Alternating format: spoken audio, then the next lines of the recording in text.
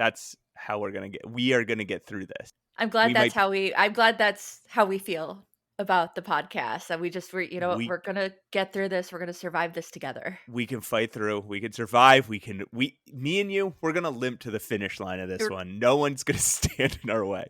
No, I'm gonna face plant at the finish line. No, I'll be there to pick you. I'll drag you across the finish line as your bloody face shreds across the gravel. We're gonna get there.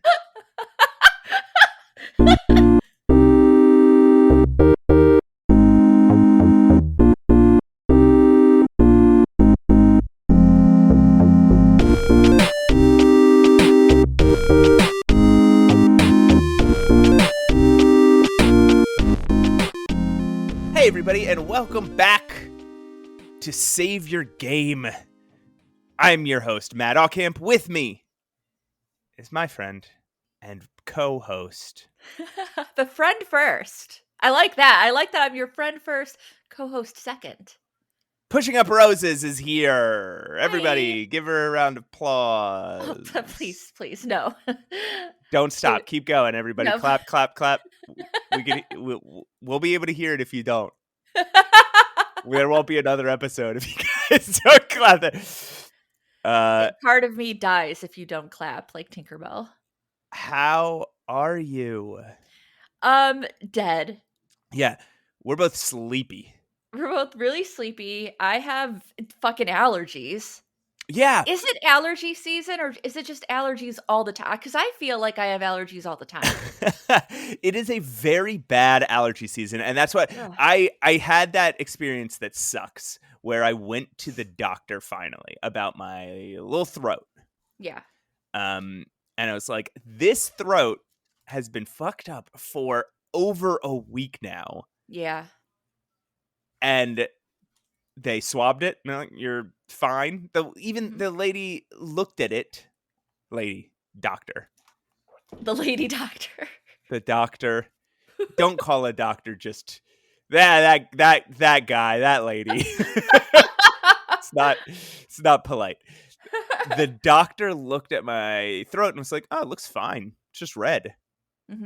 And I was like, but you don't understand. Oh, no. It's been in pain for over a week. And they're like, yeah, it's probably just allergies. Just take an allergy medicine, like allergy pill over the counter. You'll be fine.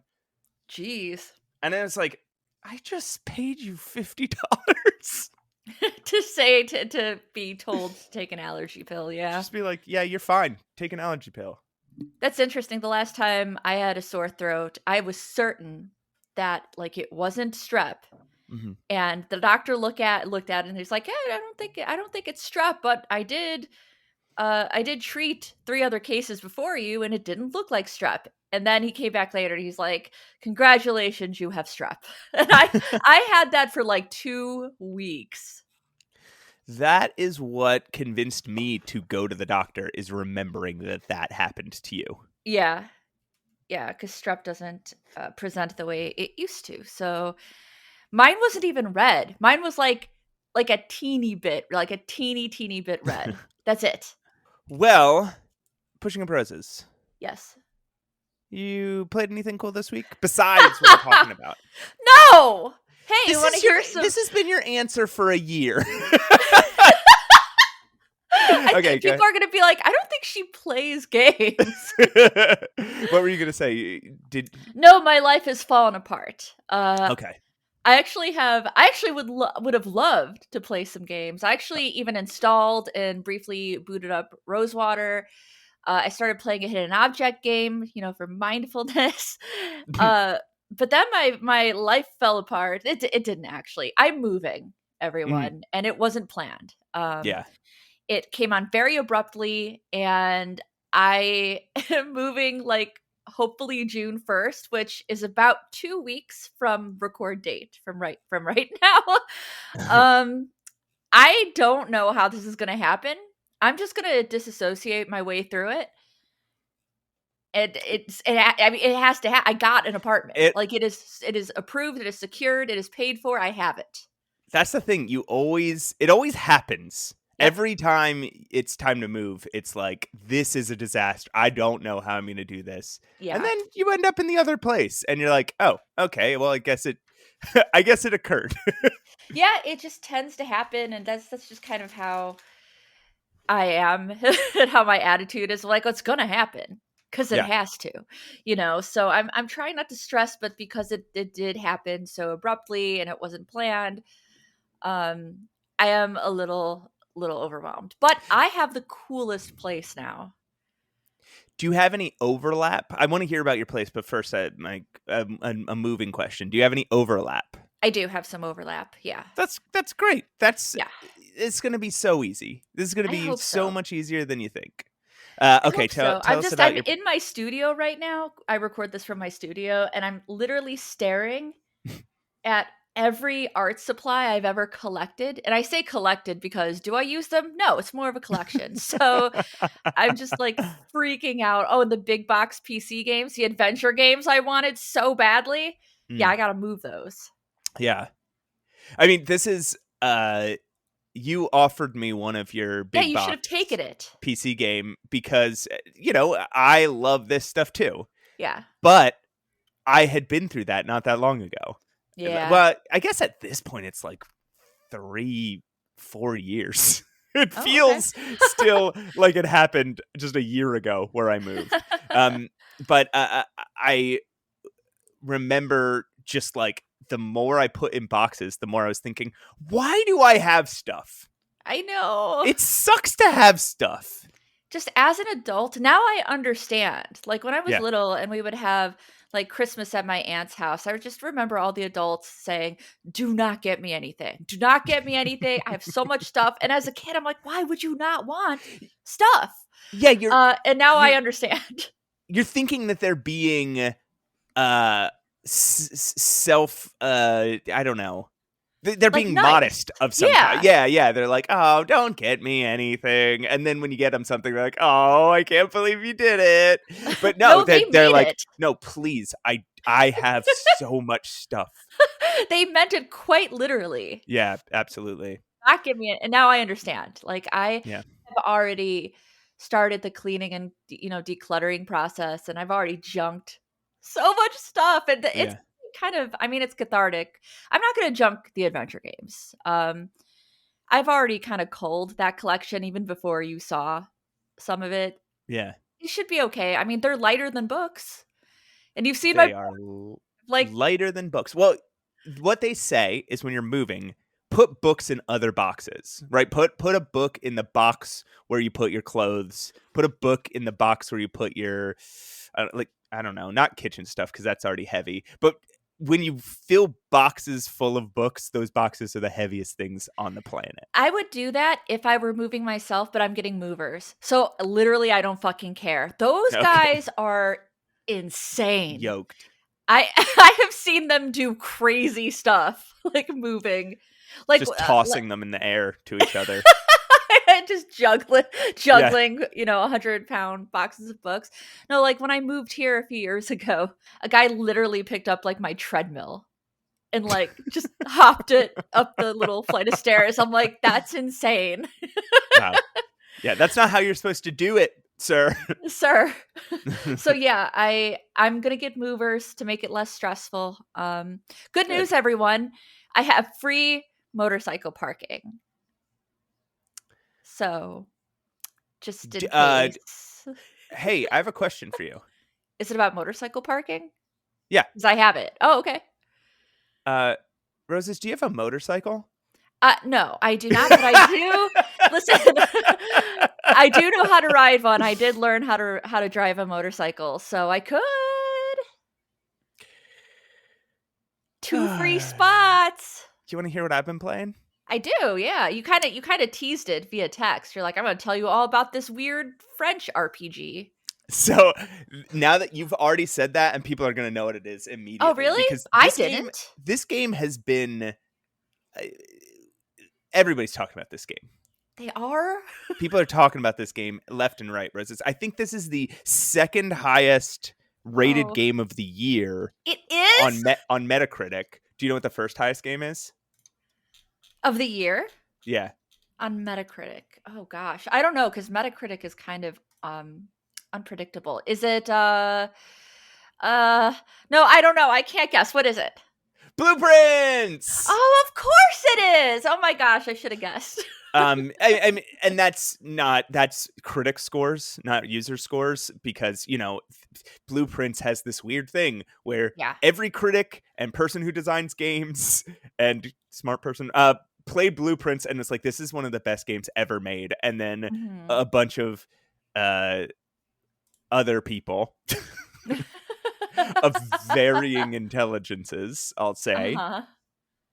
gave it a bunch of negative reviews, which still is baffling to me. It's one of the greatest games ever made. You're But probably not good at it. When you're not good at something, you tend to don't like it.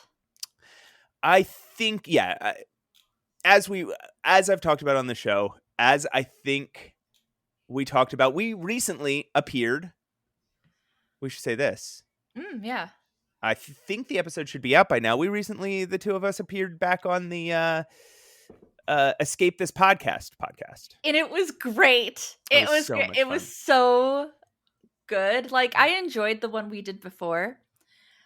Which, if you haven't listened to that, maybe we'll link it in the show notes here. But I had so much fun, and I was so happy to go back, even though I felt a little dumb. Yeah, I felt dumb on this one too. But they said we weren't. They said we equally collabed to figure things out, and they said they barely nudged us. Hey, Rezes. Yes. I think they say that to everybody. But no. They're our friends, and they like us, and they wouldn't gas us up and lie. Right? Bill and Danny? So, that's the game I played. That's what I played. All right, so now I have to walk backwards through this maze of things that I created, much like a run of blueprints. So, like we said on that show, I think it was during recording, and like I've said on the show before, I think the people who gave Blueprints negative reviews are people who misunderstood something very core to that game, and refused to understand it, or later revised their reviews when they did understand it. Okay, stepping back one step further, the game that I played is Clair Obscur. Okay. Expedition 33. I'm gonna look it up so I have it on my screen. Okay. This is a RPG by a French studio. Let me look them up. Oh, it's a bit pricey. Is it? I've been playing it on Game Pass. Oh, okay, got it. Yeah, $50 on Steam. Mm-hmm. So, this is by developer Sandfall Interactive. I believe it's their first game, and they're a French studio who made this. It's a turn-based RPG. Okay. Supposedly, I haven't played many of these very modern, 3D roaming RPGs, but it's apparently it's a lot like the in just overall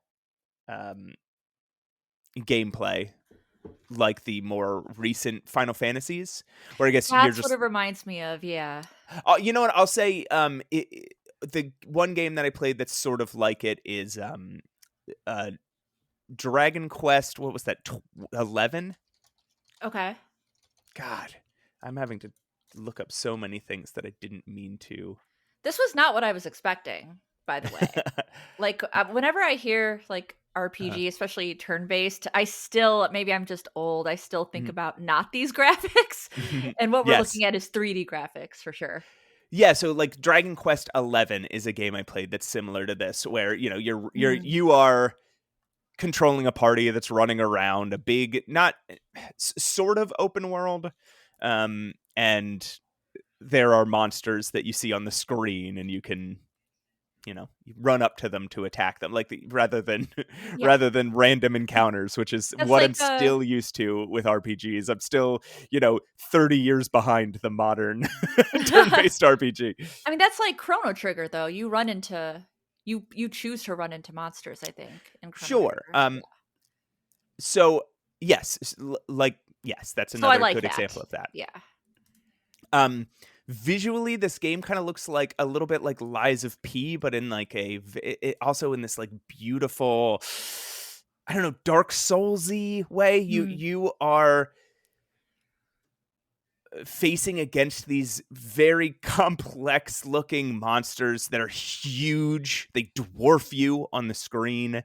Their attacks are so powerful, and you like the mechanics of this game is you have to get good at parrying or dodging, because 3 hits, sometimes 1 hit from one of Oh these wow. monsters it'll take you out.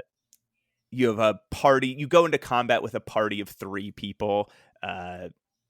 When you get more than 3, you can have like a backup party, which is kind of fun. But I'll talk about the story, because the story is, while the mechanics I really love, Yeah. the story is, and the performances are the main stars here, and why I'm talking about it on this show. Because To we be talk about honest, I read the description and it's not giving me much. So sure. I want to know what you think about this description. Actually, it says lead the members of Expedition 33 on their quest to destroy the paintress so she can never paint death again. Mhm. I'm not getting much out of that, so you go ahead and explain what's going on here. So this is a game full of twists and turns and surprises. I'm going to give away the first main surprise that happens in the first, 5 minutes, Hmm. and you will likely, if you've heard about this game, you would have heard about this before. So I don't think this is much of a spoiler, but if you want to go in blind, this game rules, and it's one of the best written games I've played in years. Wow. Um, so, also weirdly, one of the funniest games I've played since maybe Thank Goodness You're Here. Oh, okay. Yeah, yeah. This game is legitimately super funny, even though it's very dramatic and sad, and it just pulls a lot of different emotions. It's an impressive feat of writing. So the story of this game, you start out as a guy named Gustav, who's played by Charlie Cox, who plays Daredevil in Oh, okay. the Oh, okay. uh, Netflix and now Disney Daredevils. Yeah.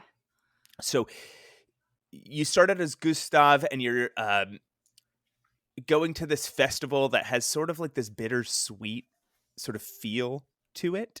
And you're meeting your ex-girlfriend, who things just really kind of didn't work with, but you still clearly have a lot of affection for. And you meet up with her, and you're walking around this festival, and again, a lot of people at this festival are sad. They seem to be saying goodbye.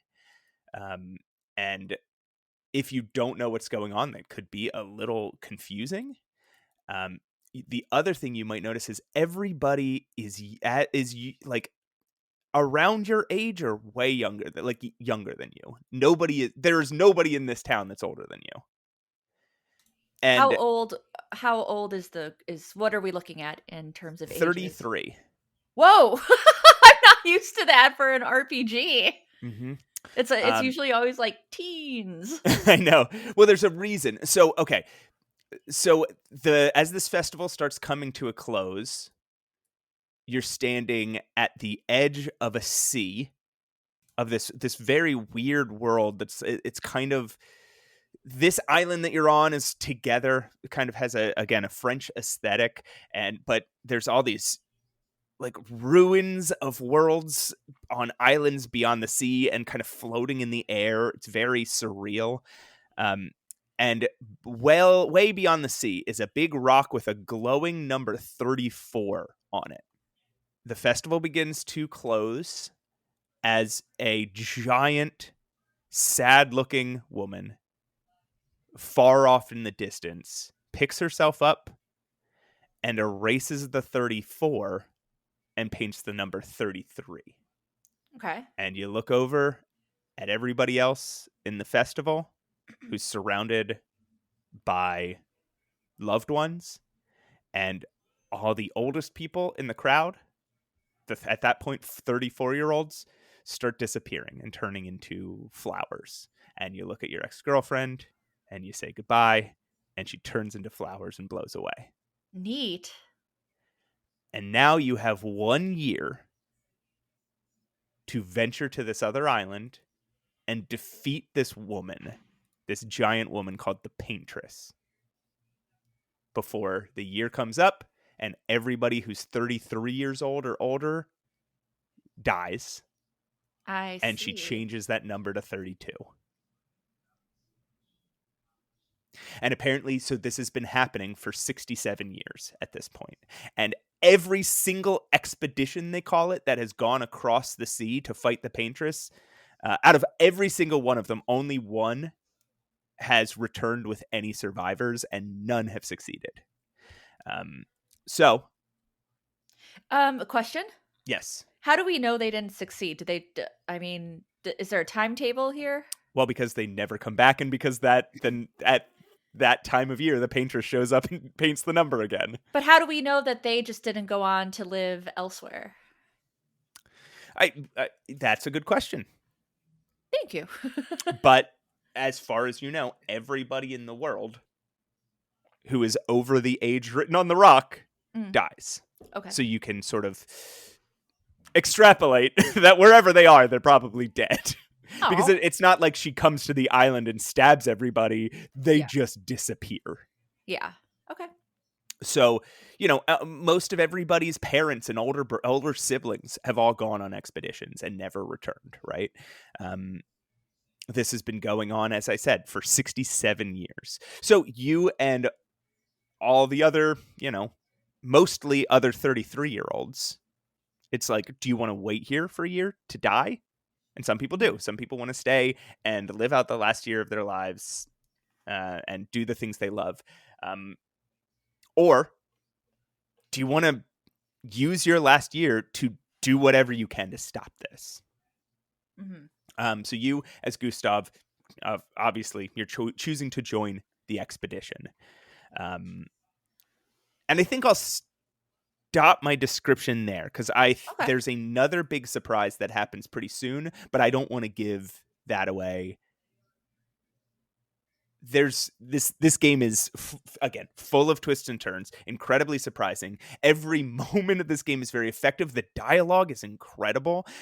There's a lot of you have scenes where you sort of make camp and you can interact with your other team members. Mm-hmm. And those scenes are so well crafted. The interim the dialogue as you're wandering around the overworld is really good. The characters that you end up meeting on this island as you're, on your way on your expedition are so interesting. There's this series of characters called Gestrels who it'll be really hard to explain what's funny about these guys, but they're these little puppet guys.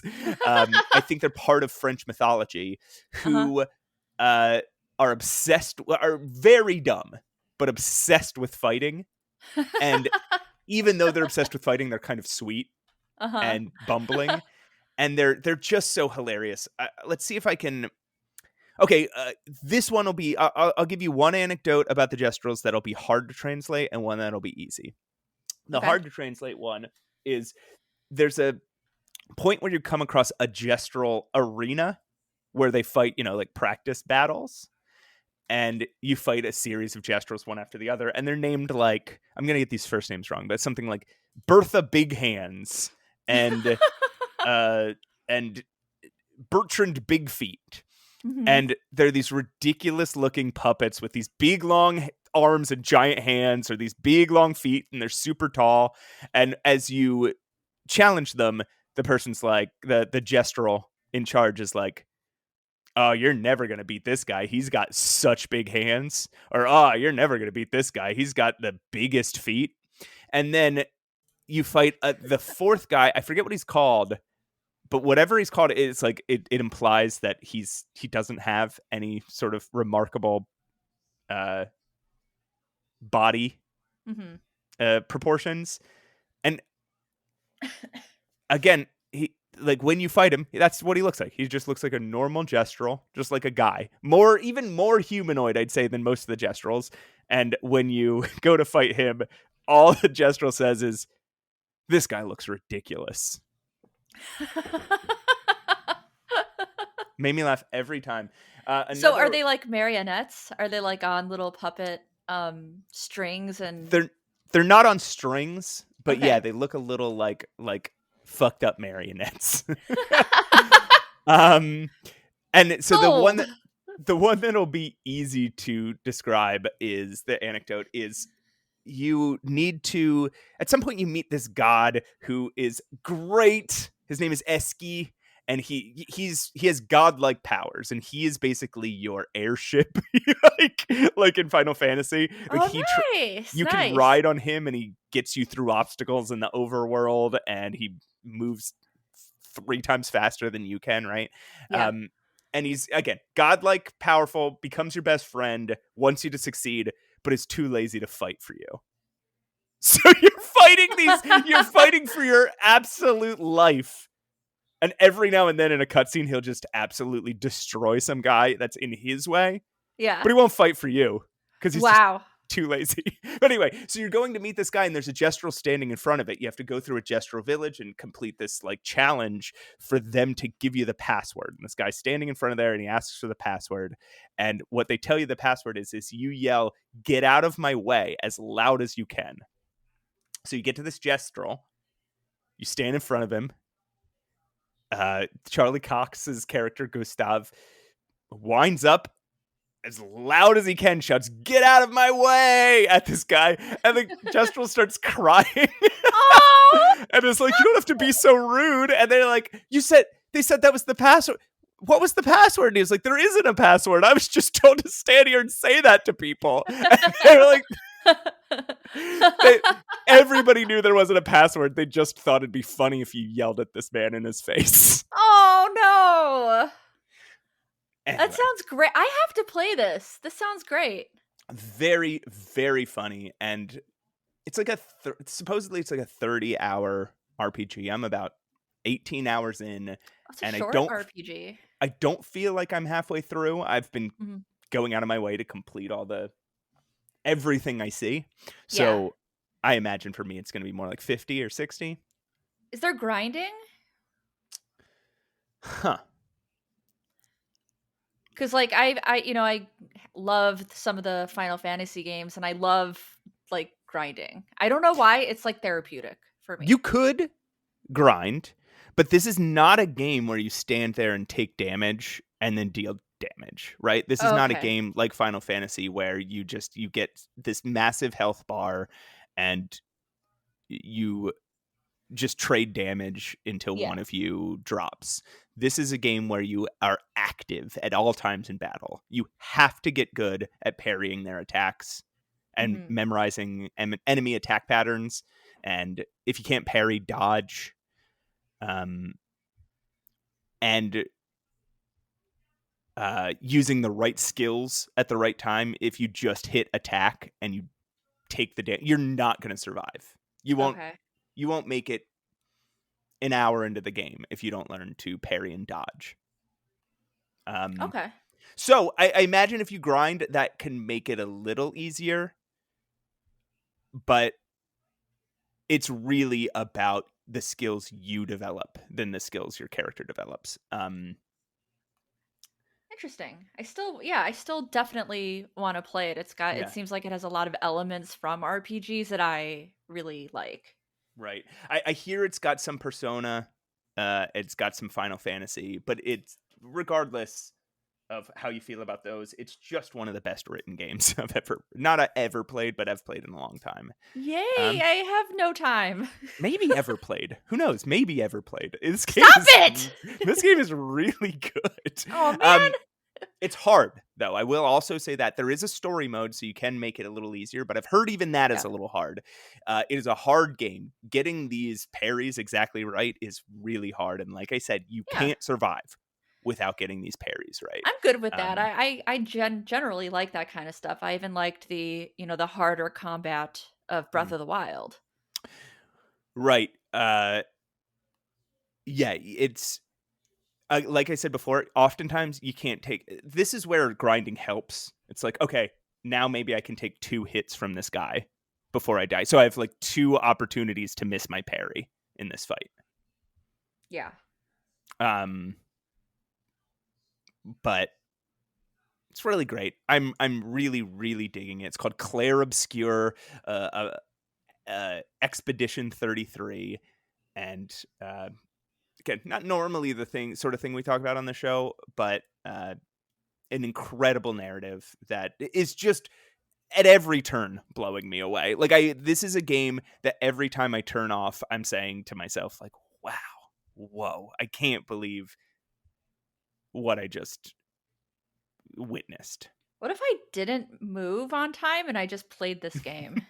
It could happen. This game, Yeah. this game can, because it's so active, it'll wear you out.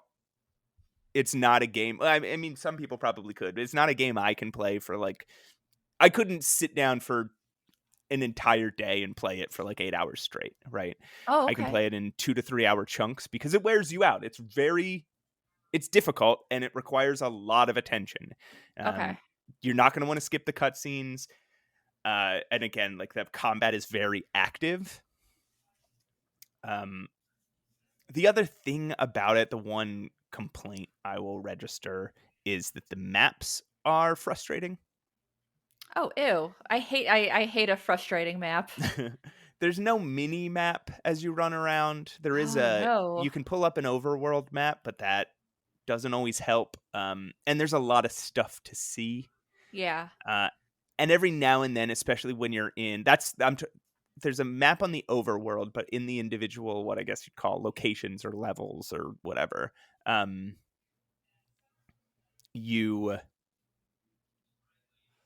they can look a little samey in places. They're not. It's just that this is hard to say.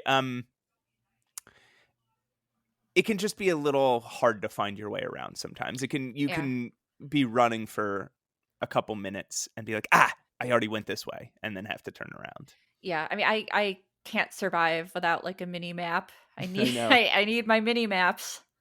I think this game could have benefited from a mini map for sure. If I had 2 monitors, I would probably pull up maps of the area while I was playing. I got lost in the Gestural Village for literally like 20 minutes because I could not figure out where the exit was. The exit that I came in on, right? Like I already went there and I couldn't find it. And I always get the sense, no matter how much I explore an area, that I'm missing something because, again, there's just not a good way to look at the map around you and think like, oh, I know I'm fully situated. Yeah. I think it's less that they're samey and more that they're very detailed and complex. And there's like a lot of stuff to look at. I wonder what the design decision was on that, because RPGs have maps in them, you know? So that's really interesting that they were like, nah, let's just add to the difficulty factor here. And it more adds to the frustration factor. I think I'm sure. My guess is they wanted it to be more immersive. And it is. This game really pulls you in. This is a immersion heavy game. But yeah, I think they should have put a mini map. Yeah, absolutely. I get pretty frustrated that there isn't one. Yeah. No, that's fair. So that's Clair Obscur. I've been really, really hype on it the past week. And I think this is, an RPG I'm definitely gonna play this through to the end, because even if I get sick of the gameplay, which I don't think I will, I absolutely need to know what happens in this story. It's like the first time you read Game of Thrones or something, where you're like, even though that'll never be finished at this point, never. You get this sense when you're reading it, like I cannot get through this fast enough. I need to know what happens here. I need to know what happens with these characters. Yeah. I'm champing at the bit here. That's how I feel playing this game. Like I couldn't get through this fast enough. That's the phrase, champing. I think it's chomping. No, right? It's not. It's not? No, it's what what a horse does. They champ. Really? Yeah.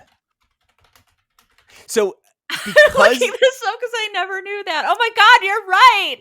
Because the phrase has been misused so much at this point, people do say it is technically correct to say chomping at the bit now. I see that. Yeah. Like it's made it to dictionaries. Like you can say chomping at the bit, but the phrase is champing at the bit because horses champ. They don't chomp. Oh, okay. Or Interesting. maybe they chomp, but maybe those mean two different things. I don't know. Now, it does say like you might be accustomed to hearing chomping at the bit or a variation. So that's so interesting. I'm gonna say champing from now on. Thanks, Matt. Oh, no problem. No problem. No problem. Anytime. If you need something to learn something pretentious, I'm here for you. Thank God. And I think me and you both do occasionally like to learn something very pretentious. I definitely, yes. Yeah, absolutely. I mean, I'm an artist. You can't get more pretentious than me. Now you can correct people. When you hear somebody say chomping at the bit, you go, sorry. It's actually champing. Horses don't chomp, they champ. Are we also going to be like, it's not forte, it's fort? When you say it's like that. I say forte. Oh no, I say forte. Well, it's actually fort. So it's not hero or gyro, it's hero. It's hero. That sandwich you're eating is a hero. If you call it a gyro in Chicago, you will be kicked out of the city. Because everyone says hero. Euro. They do say euro? Yeah, they say euro, yeah. It's one of the most like common foods in Chicago too. Excuse me, I don't know what you said. We don't serve croissants here. We serve croissants here. Croissants. I love it when we're all pretentious. Mm-hmm. Yeah, me too. Because we're at least cute. We can get away with it. Do you know what the least pretentious thing in the world is? Puppies? Well, yeah, but I was thinking more thematically. Oh, no.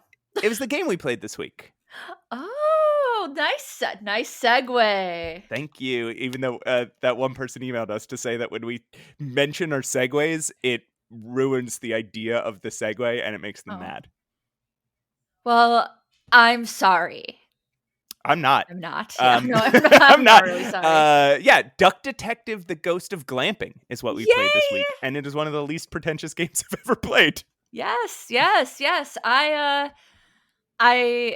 really had to squeeze this into my schedule, but I'm like, it's Duck Detective though. Like I can fit this one in. It's funny, listeners, you might have noticed this episode released a few hours late today. And it's just because the embargo had a timestamp on it for today. So we had to wait. We had to wait until 10 a.m. Eastern Standard Time to release this episode. How dare us? This game comes out, if you're listening on the day of release, this game comes out tomorrow, and I can't wait to talk about it with you. Yes. Did you play, remind me, did you play the demo, or was that me? It was only You me. played the demo, I did not. Okay, because we did demos for some episode a little while back. I could remember if you played Duck Detective. I think I remember texting you and saying like, I love it. It's so cute. So, do you want to play Freddy Fredderino and then come back and talk Duck Detective with me? Yes, let's do it.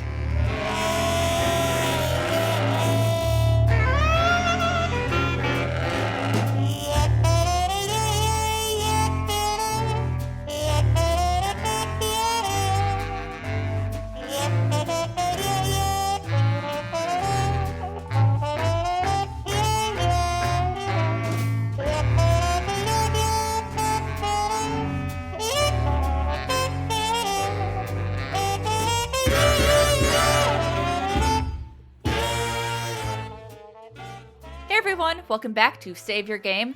I'm Pushing Up Roses. This is Matt Aucamp. We have allergies. I took allergy medicine, but then I'm sure that's what made my nap feel like I was dead. I was so sleepy. The grogginess, though. Mm-hmm. Uh, since I went on and on about Clair Obscur, do you want to take point on Duck Detective? Yeah. Yeah, I was so thrilled that we were able to get codes for this game because I had played the demo a couple months ago and just didn't give me enough because demos usually don't. In fact, I might be anti-demo at this point because that's how I get. I'm just like, oh man, I need to wait to play the rest of this. That's terrible. So this is Duck Detective: The Ghost of Glamping. And it's got a little bit of a spookier edge. And when I say spooky, I mean a novel type of spooky. It is not a scary game. It just has, the aesthetic of spookiness. There's a little bit of a ghost story going on, but it is novel. You know what I mean? It's a nighttime game. It is a nighttime game. I think that's why I'm going to say this. I liked this game better than the first one. Oh, interesting. Okay. It's one of those rare times that I've liked a sequel more. I mean, it does happen. It happened for Ghostbusters, so it happens. Which one do you like better, Ghostbusters 1 or 2? I think 1. I haven't watched a lot of those 80s classics as many times as I know you have. Yeah. I've watched them a frankly embarrassing amount of time. Like when Wayne's World, or I don't know, Bill and Ted. I don't know. I'm trying to think of some 80s. Definitely Wayne's World. I'm a big Wayne's World fan, but that's a 90s movie. Wayne's World is okay. So yeah, those 80s into late 80s, early 90s. Yeah. I think I'm thinking Back to the Future I've seen a million times, but sure. Back to the Future, Groundhog's Day, Wayne's World, Jurassic Park, maybe. What did we just say? What about like Goonies or Gremlins? Goonies. Have you seen those? Yeah, all of those. Okay. I have a lot of missing spots in those. Yeah, I know what you mean. And a lot of them I've seen once or twice. Okay. So like Goonies, I think I've seen all the way through once, but little pieces of it, like 4 or 5 times. Yeah. Ghostbusters, I think I've seen maybe twice. Wow. Wayne's World, I've seen once. Once? What are some of those other? I'm just thinking of like VHS movies from when we were kids is like the category that I'm talking about. Like the ones that everybody saw. That everyone saw, yeah. Which were a lot. Yeah. I mean, if you guys know what we're talking about, drop us an email with nostalgic movies that everyone has seen, but you don't think that Matt has seen it. Yeah, and then, oh my God, that'd be great. No more than, let's say, 5 in email. Yeah. But everybody send us lists, and next Q&A episode, I'll just go down them, and I'll say yes or no. So even if I just like pull it up now, like Ferris Bueller, Mighty Ducks, Addams Family. You haven't seen those? No, I'm just saying these are the sorts of movies. There are the first Batman, Pee-wee's Big Adventure, Mask, right? Like these big movies that everybody saw. Yeah. That, were just constantly out for rental at your local Blockbuster. Well, before, even pre-Blockbuster. What about Clue? Have you seen Clue? I've seen Clue once. Oh my God, that's such a Blockbuster movie for me. I would always, before I ended up buying it, I would always rent Clue. Here's one that I saw a lot as a kid because my sister always made us rent it. But I don't remember a thing about it. Mr. Mom. With Hulk Hogan? Was Hulk Hogan in Mr. Mom? Is he Mr. No, Arnold. Mr. Mom is Arnold. No, Mr. Mom is Michael Keaton. Oh. There's a lot of mom-based movies with bulky men in it. Yeah. Mrs. Doubtfire is another one of these. Yeah. Okay. I actually haven't seen this either, so now I want to see it. We are so far off topic here. I am so sorry. Look, the point was, this is a sequel. Ghostbusters 2 is superior to Ghostbusters 1 because of Vigo. and the slime, and I like Ghost of Glamping better than the Secret Salami. What? No. Just like Sarah's on her nerd shit again. I don't know. I think I did too. What you liked? Oh my god, sorry. Ghost the of basket is Glamping. shedding all over me. You Yeah, liked Ghost of Glamping more than Secret Salami. I think I did. I think it was more succinct. Yes. I think, yeah, I think it had like I compared to this second game. I think the first game was not like, I look back and think the first game was a little messy, maybe. And I think we talked about that. I think we definitely touched on one of our biggest issues, I would say, is that we always felt like we were guessing at stuff. Maybe not early on, right? Because, there are multiple kind of these little short mysteries and short little cases that you're solving. I thought this one made so much sense. It was like breezy. I understood the hints and the evidence. I only guessed maybe like once or twice at something because I thought it was maybe a bit of a stretch, but I think they fixed some of the stuff that I was not happy with in the last game. I think so too. I think this game was harder than the first game. Oh my god, that's so interesting. I don't. But definitely less guessing. Yeah. But some of the clues I think were subtler or more buried in the evidence. Oh. I was like focused. You know what helped? You want to know what helped? What's that? Playing Myst. Interesting. I have like a different perspective now on like figuring out puzzles. Just this idea of like, you can do it. Yep. Just pause and think it through. Like, yeah, it is. No, I nailed it. I nailed this game. I think that is the biggest hurdle to cross in any puzzle game, is trusting the game and saying it is there. I'm not, if I don't know it yet, I just haven't fully examined everything yet. And once you get that in your head, like the solution is there and knowable, these games sort of unlock for you. So that is interesting that that's how it happened for you. Yeah, I felt so like proud of myself. I was just I went into it with like a very determined mind. Like, I'm the detective here. I'm good at these games. So I'm going to nail this game. And I did. And it made for a very satisfying playthrough. I want you to describe the plot, but first there's one thing while we're on the puzzles, I do want to say, so while I found it a little harder to dig through the evidence and pick up some of the subtle clues, there was some guessing, even though I knew, like, okay, the final puzzle, you have to figure out where a certain thing is hidden. Yeah. Yes. Yeah. And I knew it immediately, but there's no clues as to that. The only clue is that it's the one place that you can't go. Yeah, I didn't connect it. I realized. So I did guess at that one because I didn't connect it, because you're right. There really isn't. There are a few times where there either isn't a clue for it and you just have to go off like intuition, or it's just vague, Like, for example, where Toby went. I actually did get that. I did get that. I got it too, but it's not like there's something that definitively lets you know where he is. You do have to take a leap and say, "Oh, okay, I could see what." But I could see where he probably went. Right. But anybody could be on that boat. But there were only 2 people missing from the island. That doesn't mean they were necessarily together. But the box they left behind had Magicorn on the phone. Yes. This all makes sense. This is going to make no sense to the listener. Okay, yeah. Okay, anyway. All right. Yeah, I want to hear. I'm just saying it made sense to me.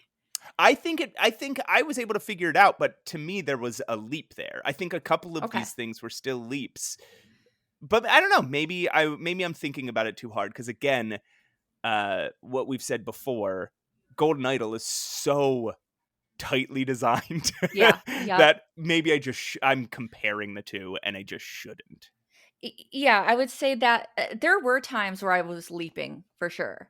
Mhm. Not that one though. I felt Okay. really confident with that one. All right. Uh, but yeah, Plot. let's talk plot. So, um I love that this game actually picks up kind of where we left off. I wasn't expecting it, but I really truly love that. Um, you may remember Freddie Fredersen, who is is he an alligator or a crocodile? They were making jokes about both, but I think he's an alligator, I mean, right? he's a cartoon. Okay, it doesn't I matter. don't know. Anything that would let me distinguish between an alligator and a crocodile is not present in his character design. um, so you become like quote best friends with Freddy in the last game, and now in this game you start out as roommates who are now Freddy's roommate. In his mind, his best friend forever. Um, your ex-wife still hates you. You still have a bread addiction, and you hide bread slices under your pillow at night and cry. And Freddy, I think we all know by now that is like my favorite character. That's my Yeah. boy. That's my sweet summer child. I would date Freddy in real life. His voice actor is on point. Oh, he Really, could really use it good. at this point. What? He could use that too. Use what? Somebody that to date him. What, Freddy? Yeah, Oh after the no. events of this game, he really could use it. You are correct. We won't spoil it, but Yeah, poor no, guy. I'm sure we chose the same option then. So so Freddy being this sweet summer child, he surprises Duck Detective or Eugene. Nobody calls him Eugene. I feel like Freddy only addresses him as Eugene when he's being like super earnest. Like, It's so oh, funny. Eugene. I reviewed the first Duck Detective for Adventure Game Hotspot, and I remember I called him Duck Detective the entire review. Which is fair because That's what I thought, and yeah. then my editor was like, "Hey, does he have a name? Because in the promo materials it says his name is Eugene McQuacklin." And Yeah, I was like, Eugene McQuacklin. Yeah. "Oh, yeah, I guess he does." And then I had to add a couple Eugene McQuacklins in there. I think it's even fair to just keep saying, and yes, he does have a name because that you need to have a name associated with your detective character. But I also think it's kind of amazing marketing just to have the Duck Detective in Mhm. your answers, He like even in calls your deduction himself the list. Duck Detective. He does, yeah. Mhm. I'm the Duck Detective. You can quack. You just need to press the Q button, and you can angry quack everywhere you go. It's very cute. Yeah. And Freddie surprises us one day with a vacation. He's like, and that's the first case, that you have to figure out is where, based on the evidence, where is Freddie taking us? And he's taking us to a haunted sanatorium and campsite.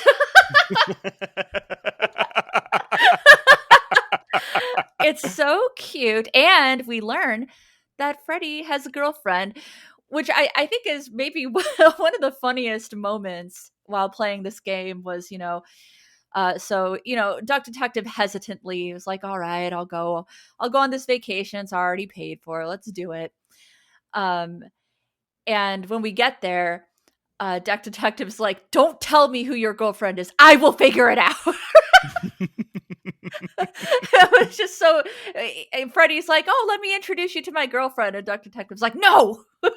Right, yeah, it just brings into focus how, like, from Duck Detective's perspective, this guy Freddie Fredersen is the most annoying dude in the world. This brings into focus how absolutely annoying it must be to be friends with Duck Detective. Right, yeah, Like, he must be the annoying friend from every yes, other perspective. Yeah. yeah. I think this game really kind of shows that in its narrative, Mhm. because Freddie always gets along with all the other characters, whereas Duck Detective is just cranky and you know, Yeah. cynical and forceful, very hard boiled. It's written in a very hard boiled kind of noir way, which I think is fantastic. Every time he enters a new setting, it's just like, I'm being seduced by the wind, and but that's not what was on my mind tonight. My mind was finding that dame. That's not verbatim, but it's written in a very noir style. And what else do I want to say? How much are we spoiling this? I think I would go to. All right. Why don't we start going until the actual sort of mystery reveals itself, which is pretty actually kind of far in. So let's go about halfway through. You get there, you discover who Freddy's girlfriend is. You walk around, you meet the different people of this park, and the very first mystery, the thing that sparks what ends up being this story of like international military intrigue. Yeah. Which already might be too much of a spoiler, but no, I think it's fine. What sparks this massive story is there are chairs missing. Yes, the camp, specifically camp chairs. Like, it seems that somebody is stealing like camping equipment. But the manager, owner, the person who is like in charge, she thinks it's a ghost. Yes. She's kind of, let's talk a little bit about the characters that we meet in this game, because I think they're great. Good. Yeah. There's a pigeon. First of all, I love pigeons. They're our little friends. Named Amelia, and created by humans and abandoned by humans. That is the thing that I don't think a lot of us know about pigeons. Is that that's true. The modern pigeon is something that we domesticated like a dog or a cat. Didn't look that way, didn't behave that way before we did it. And if you see a pigeon in the world, it needs and it's not with a bunch of other pigeon friends. It needs rescuing. Oh, little pigeon. It's like finding a puppy. It's like if you found a puppy alone in the world. If you find a pigeon, you should call like somebody to rescue it, because it's just a thing I didn't know about pigeons for the longest time. Pigeons are fully 100% dependent on humans. Yes. Some have gone feral and join like groups. So if you see like 70 pigeons together, they're probably fine. But yeah, if you are walking down the street and see a pigeon alone, that pigeon's going to die without your help. Anyway, sorry, that's very depressing.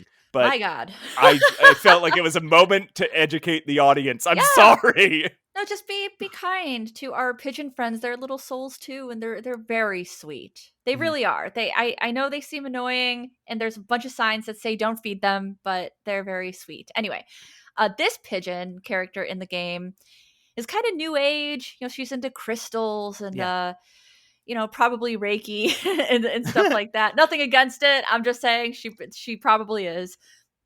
And she I have thinks something against it. Okay.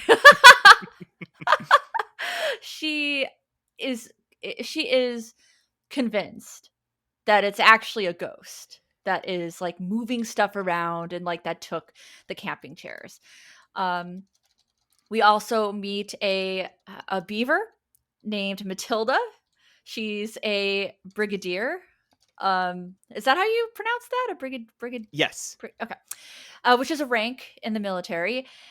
She's very hard, very strict, no nonsense type of character, and she has a little boy named Toby. He's very cute. What a very an adorable little baby beaver character, and he likes to play Magicorn, which is I think a Pokemon type of a parody. Like they're playing like Magicorn Go, on their phones.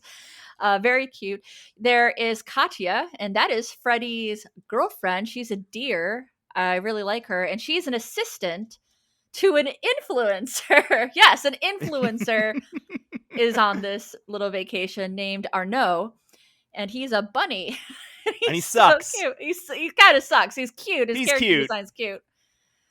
He's cute, but he sucks. Yeah. Yeah, he sucks. No, he's very, very vain and annoying, and he has a bubble bath in his glamping tent. Not a bubble, a jacuzzi. Whatever, same difference. That you should get in because it's funny. Definitely go take a jacuzzi. Well, there's all sorts of stuff in this game that is. There's all sorts of stuff in this game that's funny. Yes. That you should just if there's something available to try, do it. Like there's a Yes. dedicated quack button. You can knock over basically every trash can you Which I see, do. every cup of pencils you see, there's bottles of water everywhere. You could just Yeah. walk right through them and knock them over. It's always funny. And the details are all very funny too. Yeah. Like in Duck Detective's room, there's a poster that says "Hang in there," and it's a parakeet like hanging by a string. It's all very, very intentional and thorough, and I really like the design and details in this game. They're very funny.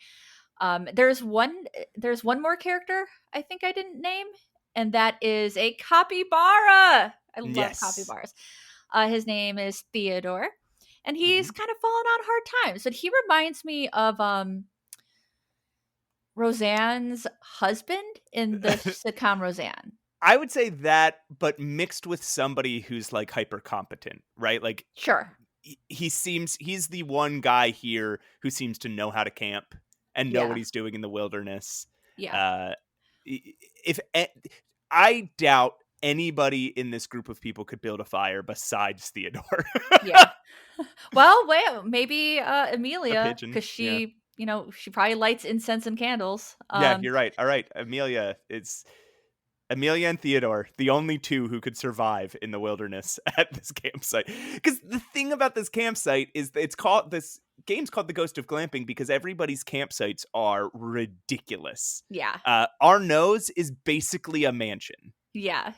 And it's so funny anytime he calls it a tent because, because it's clearly a little house. Yeah, it's a little house. And like I think ours is the only one that semi resembles a tent. Like Yeah. ours is kind of like a tent shape, but yeah, Theodore has a little trailer and it's really cool. One of the cases is figuring out who is staying in which home. I thought that was fun. I'm like that's a fun little case. It's very much like the Golden Idol games, and that Mhm. you have to figure out character names because again you don't introduce yourself. Duck Detective's whole world, this is his life, this is his whole world, and everything is a mystery and a case to be solved. So you figure out people's names, you figure out which quote tent is theirs. You find items that belong to the characters that give you evidence and clues. It's just so fun. And I gotta say, each character seems to have their own little, just like in the first game, they have their own kind of little plot going Yeah. on. I liked Theodore the Capybara's plot the best. Yeah, I liked Theodore's plot a lot. I was, I'll say this, just surprised by it. Yeah. There's a surprising twist, and yeah, that's all I'll say. Yeah. I had clocked it. And when I did, when it Mm, got to me, is you find a picture in one of the okay. characters' belongings, and I I got it. hadn't I I got it. hadn't looked close enough at that picture until the very Yeah. end when you need it to solve a puzzle. Yeah, yeah. No, I was like, "Oh, I see. I see where this is Mhm. going." Mhm. Um, Gets around, huh? yeah, and I love Yeah, and, I really love these characters. I'm trying to remember the previous characters from the game. There was I think it's just a different setting, and that's why I liked these characters more. I liked this nighttime camp setting. I don't Right. know why. Did you feel it was like easy to navigate uh and like understand? Yeah, absolutely. I thought the setting was very sweet. I was for a moment because now that I know what this game is going for, I like that it's bite-sized. Yeah, me too. So there was a moment where I was afraid that they were going to like double the size of the game. Uh, Okay. there's just a moment where the map kind of opens up and it it sort of implies other other locations that end up not Yeah. being nearly as big as I thought they were. I know But exactly what you're yeah, I know what you're talking about. I was really happy that that I was mistaken and that it was a much like the first one, a very small, contained little setting. And I think that works really well for this game. Yeah, and now I'm attached, to Freddy and Duck Detective, and Yeah. I even though Freddy's sprite got in the way, like, way too much. Right. Like, I would be talking to a character and his sprite would be just standing over another sprite, and I'd be like, Freddy, I'm get going the to fuck say out of this. here. I could have done with a little less Freddy. I Okay, think that's fair. in the first game, Freddy was clearly the breakout character, which is why they make him your sidekick in this game. Yeah. I don't think I needed him following me around everywhere. I think I could have done with, like, some with Freddy scenes and some without Freddy scenes. Like, leave him wanting more. What's the Happy Broccoli? Leave him wanting more. Leave me wanting more Freddy, please. Yeah, I mean, I guess they kind of turned it into a little bit of like a buddy cop, situation. I really like Freddy, which is cute. I hope they don't do that in the next one. Right? Okay, I hope that's Freddy's fair. in the next game, but I hope he's not with you all the time. If this is just the flavor of Ghost of Glamping is, that's the one where Freddy follows you around. Yeah. Then I'm going to be more okay with it. But if that's the new normal, then I think it'll bum me out. I wonder something, because I am thinking about another game where you have a sidekick, and we liked it, and that was You're Tangle Tower. Right. But Freddy's intentionally annoying. Right. And she is, you're talking about Sally in Detective Grimoire. Yeah. And you're right. But Sally is specifically very cool. Yeah. And Freddy is specifically an annoying little nerd. But I love him so much. Yeah, no, I love him. I love Freddy. So yeah, I don't know if there is much more to say about this plot. I mean, the basic gist of it is we got to figure out smaller cases to get to the bigger case, the overarching case.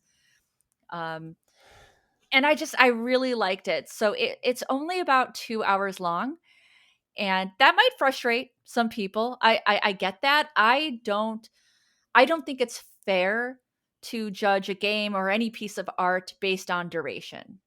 I just think that's a little strange. I more base it on quality. Don't get me wrong, having a short game can be frustrating, especially if you want more or if you paid like an exorbitant amount of money for it. Yes. Am I willing to pay $20 for a 2-hour game of this quality? Yes, I am. The voice acting was incredible. The writing is funny. It's detailed. It looks nice. It looks almost timeless. I feel like doing this kind of cartoon style is going to age very, very well. Yeah, we've said that on the show a lot before. When you do cartoony, it tends to live longer. Yeah. Than trying to do cutting edge graphics or and I mean, in this, all the characters look like stickers. I know, it's so cute. They just like toddle around the screen. It's very cute. Are they selling stickers? Because if not, missed opportunity. And absolutely. I will buy one. I will buy them, Happy Broccoli. You're absolutely correct. They should be selling stickers. Oh my god, how cute would that? Oh my god. Happy Broccoli, are you listening to me? I would love to buy a Duck Detective sticker for anything, because I'm into detective shit. So please. So I think that wraps up our discussion of Duck Detective. We both really loved it. And very cute. I think there will be more. I hope there will be more. I look forward to more. Yeah, I liked the cliffhanger, and I liked the foreshadowing to there being a cliffhanger. I thought it was funny. And I liked the way that plot built at various moments throughout this game. Yeah. You knew something was coming. Yeah. Because you see it, and then Freddy comments on it, and then it happens. What did you think, real quick? What did you think about the big twist? Because something changes, and it's kind of a twist, and it's an unhappy ending for some people. What do you think about that? Do you think it was effective? Did you even see it coming? I did not see it coming. Yeah. When certain words started to fall into the inventory, Because that's how this game works. You walk around, you collect words as you talk to people and interview people, and then you use them to make sentences. When certain words started to fall into the inventory, I got worried that they were going for something even bigger than they were. Again, same thing as I thought about the setting. I was worried it was going to be even bigger. Yeah. But I think that they go for some major world building, but still keep it small. I like that. Yeah. You know, it just becomes, it could be something very complex, but they keep it like, one. I'll say it like this. Hopefully this won't make sense to anybody that hasn't played it.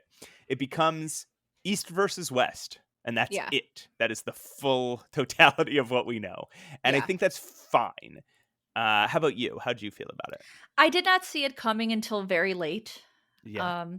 They definitely did a good job of like kind of containing that surprise. Yeah. Until later, you're kind of focused on other cases. Some being, you know, trivial and others being like a little more serious in nature.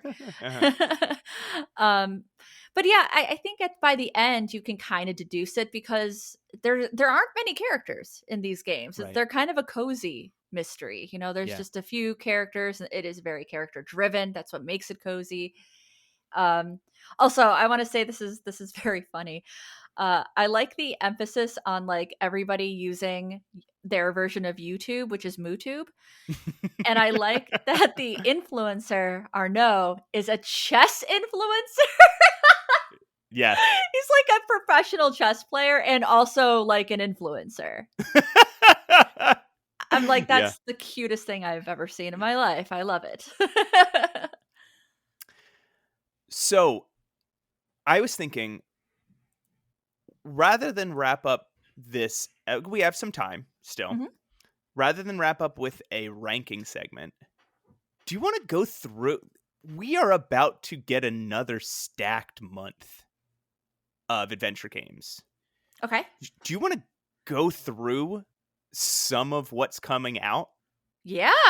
And just talk about like what we're looking forward to and things that we hope to cover on the show. We might not get around to all of them because there's a lot this year. Sure, you got a list on you? Yeah, I have enough of a list here. Okay. So, do we want to play one more Hunky Submarino? Weirdly, I feel like we've done that one before. I feel like we've done Hunky before. What are you trying to say? We've definitely done Hunky, but anyway, play some Hunky Submarino, and we'll be back to talk about some games we're looking forward to in 2025.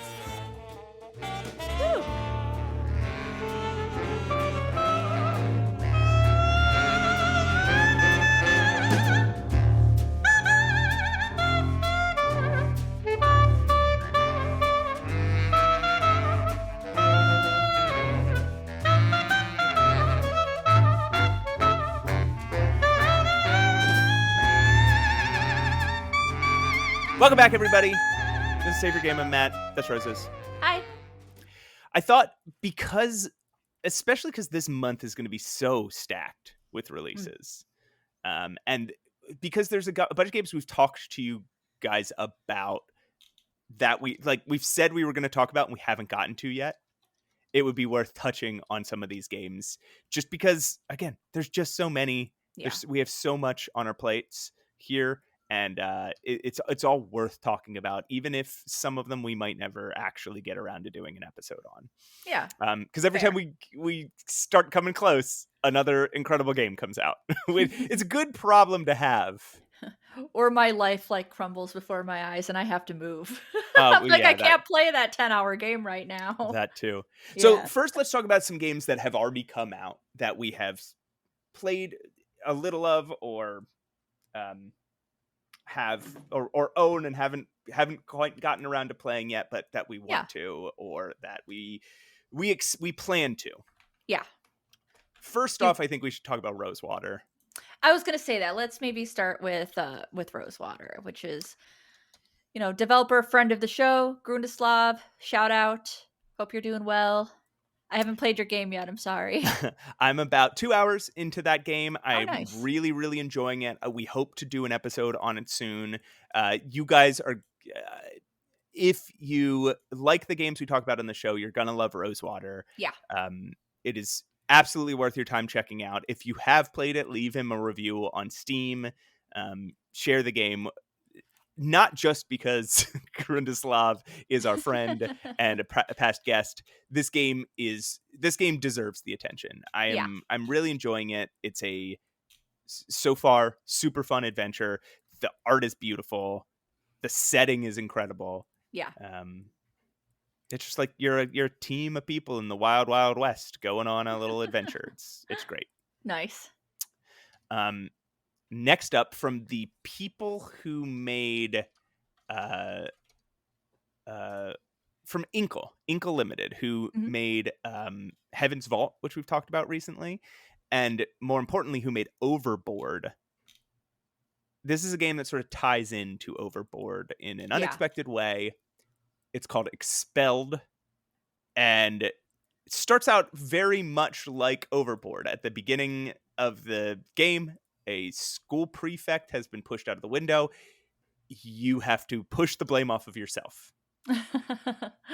It looks fantastic, honestly. Looks I love this style of art. I think it is so like welcoming and I guess accessible. I actually can't wait to play this. This had been on my list to play and then I didn't. yeah. We got codes for it. Yeah. Again, It's so we great. do intend to play it and talk about it on the show. It's just then everything on Earth came out. Yeah. Yeah. Next up, another game that actually just came out 3 days ago as of recording this. Oh, it is out. Okay. It's by Cosmic Void, which we have talked about on the show before. We love Cosmic Void. It's called Neon Heart City. Yes. They put out some bangers. Like they know what they're doing when it comes to adventure games. Neon Heart City looks fantastic. It looks more interesting than Beneath the Steel Sky, but it's kind of giving that a little bit, maybe a little bit of Blade Runner. Yeah, it's still got that really like Technicolor. I don't even know if that's the right word. Like neon. Yes. A lot of the colors are unexpected tones. Yeah, I like that. Yeah, that all the other Cosmic Void games have. Yeah. And yeah, pixel art, very cool looking. Yeah, very cool looking. Definitely need to check that out soon. So these are the games that are already out. Games that are coming out very soon. Oh, okay. So coming out next week, as of the release of this podcast, is a point-and-click adventure game by Stuck in the Attic called Near-Mage. I'm not familiar. I don't think you've brought this up to me. This does not seem familiar to me. We have not brought it up on the show. Oh. It's by the people who made Gibbous. I'm not familiar with that either. It is a very cartoony looking point and click. It takes place in Transylvania. Nice. I think it's like it seems like a wizard school, like you've joined a wizard school in Transylvania, so there's like vampires and stuff. I don't know much about it besides it looks really neat just from the artwork, and it looks very witchy. Like a lot of the screen caps are like, imagine a witch and a plant store. You know what I mean? Like it looks very witchy. See, there's a black cat. God, there's a lot of plants in these screenshots. No, it looks really cute. It looks great. Next, this game I think just came out this week. It is already out. Oh.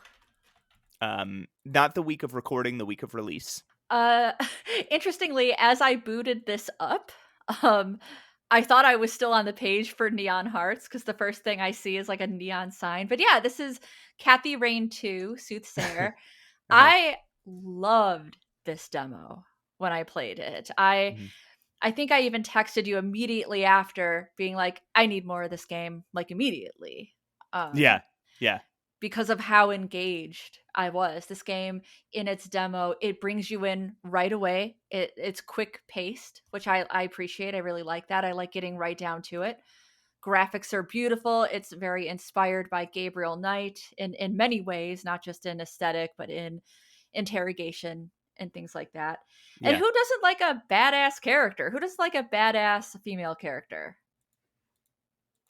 Uh Not rhetorical, man. absolutely no one in the world doesn't like one. Correct. Everybody loves women.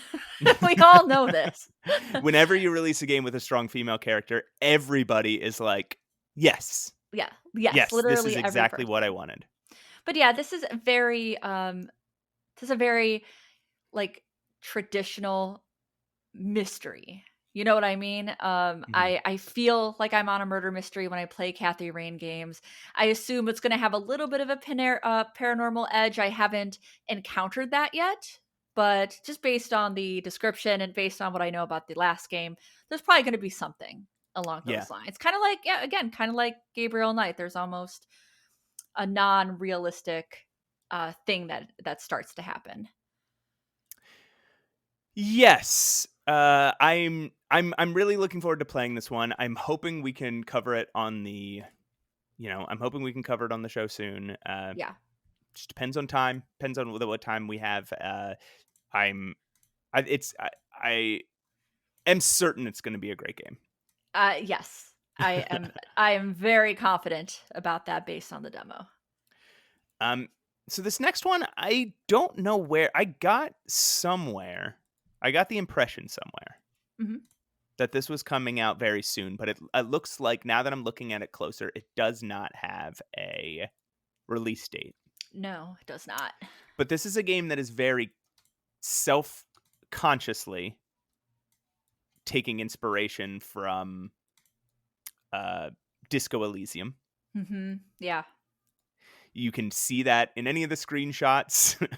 And it is something that the creators are not shy about. They'll talk about it in interviews and such, as if their goal sort of is to turn Disco Elysium into a genre, they say, which is an interview I saw recently. Yeah. Oh, it's right there on their Steam page too. Nice. So this game I think looks really cool. Did It I does look say it out cool. loud? Rue Valley. Yeah, Rue Valley. It does look very cool. I'm not the biggest fan of Isometric. top yes, isometric. Unless it's Disco Elysium or Sanitarium. They're the only ones that I've ever been like, those are my games. But this I do like how this looks. It's got very interesting 3D yeah, like Disco Elysium. You've got some 3D and then portraits that are painterly, you know? Yeah, it looks like it's a brand new studio. Publisher is Owlcat Games, which has not done games like this before, it doesn't look like. Okay, Um, interesting. but the studio looks brand new. So I'm Right. interested. I'm really interested to see what this one is going to be like. Yeah, me too. Me too. And we'll just touch. We don't know when any of these other games are going to come out. We've mentioned them on the show, so we'll touch on them quickly. Do you wanna take these? Yeah, we don't know when this is coming out, but we're very excited for Strange Antiquities. Mm-hmm. I am dying. I am dying for it. Every time I see it on my Steam page, I'm like, "Dang, when's that game coming out? I really need that." Again, that's the not a sequel, but it's the next game from the people who did Strange Horticulture, which I found that later in life. I found that game and I loved it. Strange Antiquities looks even more intriguing to me. Uh, and We you're looking forward to that too, right? It's not just me. absolutely, yeah. Okay. We need some updates on this game. I know. I want to know. I I need to need know an when it's coming estimate. out. Tell me. I have OCD. I need to know. Uh, that's Strange Antiquities. What's next? Next is the Mermaid Mask. I thought we did have a release date for that, but We do not. okay. So that is going to be the third installment of the Detective Grimoire games. We just talked about I mean, I guess it was a while ago. We talked about Tangled Tower a while ago. I was a fan of the quote first game because technically there was like a Flash game, but in terms of these like newer games, I'm going to Yeah. call it like a trilogy. I really like the first like official Detective Grimoire game, and we loved Tangle Tower. That was just Yeah.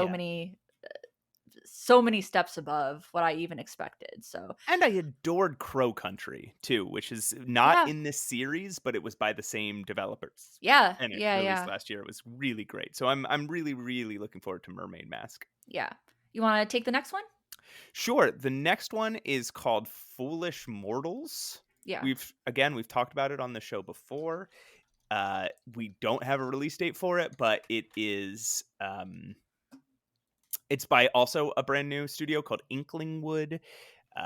It takes Where are place. these studios coming from? I There's just know. like so many I know, adventure game indie devs. and it'll never stop, and our job will become increasingly more impossible as time Yeah, goes on. Matt, we're not getting paid for this. You know that, right? At this point, I hope. Hey, if anyone wants to pay us, If you want to pay us. we are willing to sell out. So it takes place in Louisiana. It's like a haunted mystery kind of looks kind of Gabriel Knight-esque, but with a broken sword sort of Mhm. art style. Yeah. Just like a point and click adventure. Looks really nice. Looks It really looks fun. really nice. I love me some like Monkey Island inspired, Gabriel Knight inspired things. The map actually reminds me of Monkey Island, really hardcore. And I love ghosts. So there you go. Speaking of stuff we love, we're just going to touch on this because we've talked about it so many times. But Yeah. what's next, Roses? Next, we are looking forward to Perfect Tides. Again, the dev friend of the show, Meredith Gran. She's amazing, so talented. If you haven't played the first Perfect Tides, I urge you to do so. I think this game looks even better. She's a cool person, great artist. Yeah. Her first game is just a utter triumph. Yes. If you have not played Perfect Tides 1, it'll blow you away. Get your priorities straight. You're gonna cry. Oh, wait, and did laugh. You cry? Yes. You did? I cried at the end of. Are you shaming me? No, I'm just surprised because I didn't, and I'm an emotional artist. So yeah, I cried during this song at the end. Oh, that's so sweet. Did I not say that on the show? Dude, that was our first episode. You think I remember everything we talked about? So Matt, you're my friend, but I don't remember every tiny thing we've said. As Perfect Tides station to station, I believe the game. I believe in my heart that game will get a release date soon, and that it'll be coming out this year. Yeah, I do too. So this last one, I don't know if we've talked about this on the show before. Does not sound familiar to me. But this is a game that looks like both of us are going to dig it. I am bringing it up. It is called Greenhearth Necromancer. Oh my god, it's a cozy! It's a cozy game about bringing back plants from the dead. So as I looked at this, as I watched the trailer for this, I had thoughts of Botany Manor. Yeah. I had thoughts of Strange Horticulture. Definitely. And it looks like it may be smaller in scope than either of those games. But it looks like a game where you just try to figure out how to cast spells and bring little plants back from the dead. That's sweet. I really like that. Looks very cool. You think about being a necromancer who deals with plants it's a very cute and fun idea. Yeah, I wish I could do that in real life. So I thought we would just touch on that because again, some of those games that are already out, we've told you guys are coming and they just haven't. Like we've said, oh, we're going to do an episode on this and then just haven't yet. We still intend to. I just want to say, welcome to being a content creator, Matt, where you're like, I'm going to cover this, and then you never do. Yeah, I mean, my listeners to my folk music podcast, Every Folk Song, have felt that pain from me for for what, the 5 years it's been since I did my last episode. Yeah, no, I hear you. So, hey. All right, Roses. Well, I think that kind of wraps it up for us today. I think so. We covered a lot of ground today. I am impressed. Yeah. Look, we might still be behind, but at least we said the names of all the games. I think we did good. I'm proud of me. I'm proud of you too, and I'm proud of me.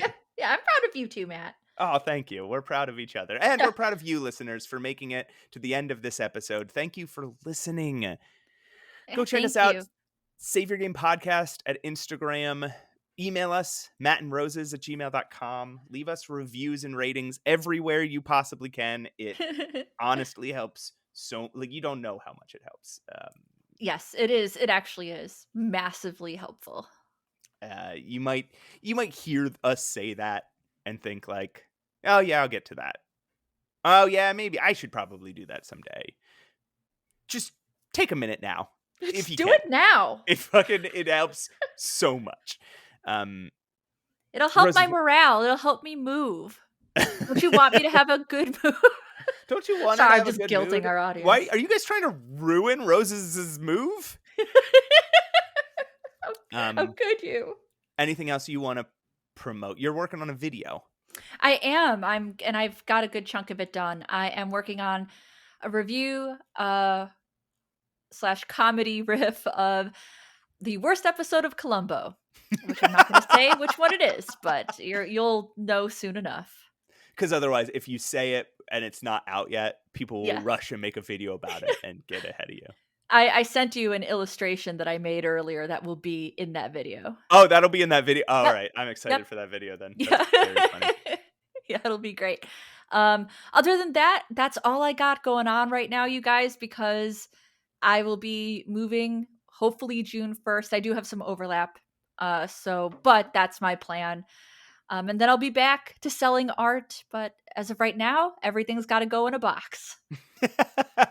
So, and I think we're going to keep putting out episodes during Rose's move. It depends how much time she ends up having to play games. Yeah. But we have a plan to split the work in a way that we probably can keep releasing episodes, just depending on what game time you have, right? Yeah, pretty much. Okay. So also, if you get a chance, check out Mutant Menace. It's my X-Men podcast. I think we're on episode 9 now. So nice going. On. Thank you. It's hard to keep up a podcast. It really is. I'm not even being snarky. It's tough. It really is. Yeah, no, absolutely. So I think that leaves us with one last thing to say, and I can't remember for the freaking life of me what it is. I got you, Matt. I got you. Okay. It is moving is suffer.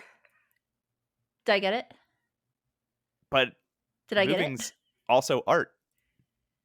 Well, art is definitely suffer.